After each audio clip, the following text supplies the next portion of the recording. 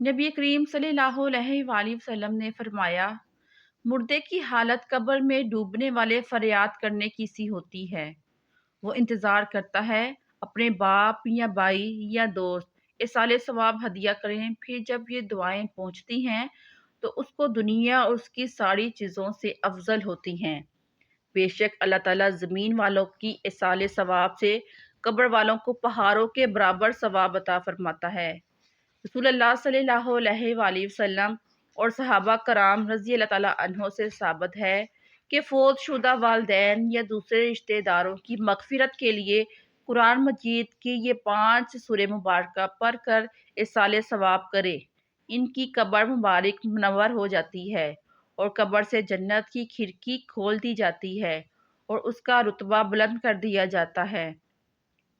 اور یہ اللہ تعالیٰ سے عرض گزار ہوتے ہیں کہ یہ کیسے ممکن ہوا۔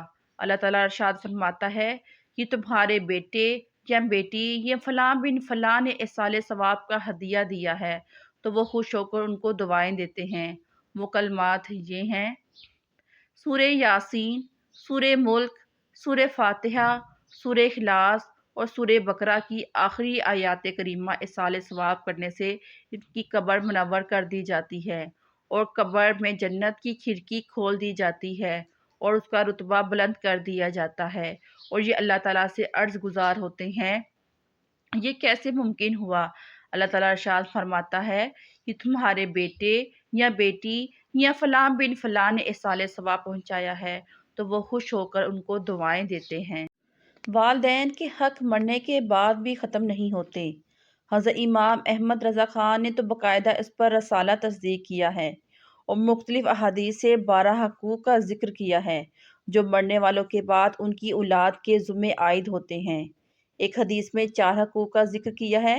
ان میں سب سے پہلا حق یہ ہے کہ ان پر جنازہ پڑھنا، تجوید و تدفین، یہ سب جس پہلے زمرے میں آتے ہیں تو یہ پہلا حق ہے، اور اگر اولاد پڑھائے ان کی سعادت ہے، اور کسی نیک صالح شخص سے جنازہ پڑھایا جائے اور اس کا اہتمام کیا جائے، اور اگر اولاد خود بھی جنازہ پڑھانے کی اہلیت و صلاحیت رکھتی ہو تو یہ کتنی بڑی بات ہوتی ہے۔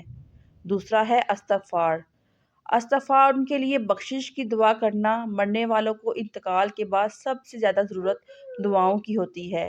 حضور صلی اللہ علیہ وآلہ وسلم کا فرمان ہے، آج ہم جب کسی شخص کو بھی قبر میں دفن کر کے آتے ہیں تو اس کی حالت ایسی ہوتی ہے جیسے کوئی شخص پانی میں غوطے کھا رہا ہو، اور اس مشکل اور آڑے وقت میں اپنے عزیزوں کی طرف سے اگر اسے کسی چیز کا انتظار ہوتا ہے تو دعاؤں کا انتظار ہوتا ہے۔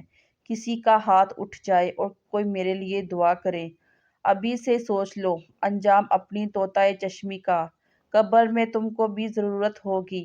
اور میں کہتی ہوں اگر اولاد صالحہ ہے، اولاد نیک ہے، تو دعاؤں کا تسلسل بھی جاری رہے گا، اور خود اولاد کا وجود صدقہ جاریہ ہے۔ اولاد اگر عالم دین ہے، وہ علم نفع بخش ہے۔ ماں باپ کو قبر میں نور و روشنی کا ذریعہ ہے۔ امام نبانی علیہ السلام جواہر البیار جن ایام کے اندر لکھی ہے، تو اس دوران ان کی اہلیہ محترمہ نے ان کے گھریلو امور سے دور رکھا، اور اس اندازے سے اس کا خیال ہے کہ کوئی بھی گھر کا معاملہ ہوتا تو ان تک خبر نہ پہنچنے دیتی کہ میرا شوہر رسول کریم صلی اللہ علیہ وسلم کے فضائل لکھ رہا ہے اور حضور صلی اللہ علیہ وسلم کی عظمتوں پر وہ کام کر رہا ہے، اور میں ان کو گھریلو الجھنوں کا شکار کر دوں، یہ نہیں کروں گی۔ تو امام نبانی نے وہ کتاب مکمل کی۔ اس دوران ان کی اہلیہ نے چونکہ اپنے شوہر کو گھریلو الجھنوں میں مبتلا نہیں ہونے دیا کہ یہ حضور صلی اللہ علیہ وآلہ وسلم کے دین کا کام کر رہا ہے، تو اس صلے کے اندر امام نبانی کی زوجہ محترمہ کو 4 مرتبہ حضور صلی اللہ علیہ وآلہ وسلم کا دیدار نصیب ہوا۔ سبحان اللہ کہ تو نے میرے خادم دین کے لیے آسانیاں پیدا کی۔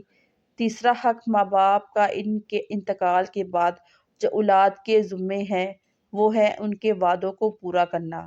اللہ سے وعدہ ہے، وہ منت مانی ہے، ادا نہیں کر سکے، اس کو پورا کیا جائے۔ مخلوق سے کوئی وعدہ تھا، اس وعدے کو پورا کرنا، کسی کا قرض دینا تھا، اس کو ادا کیا جائے۔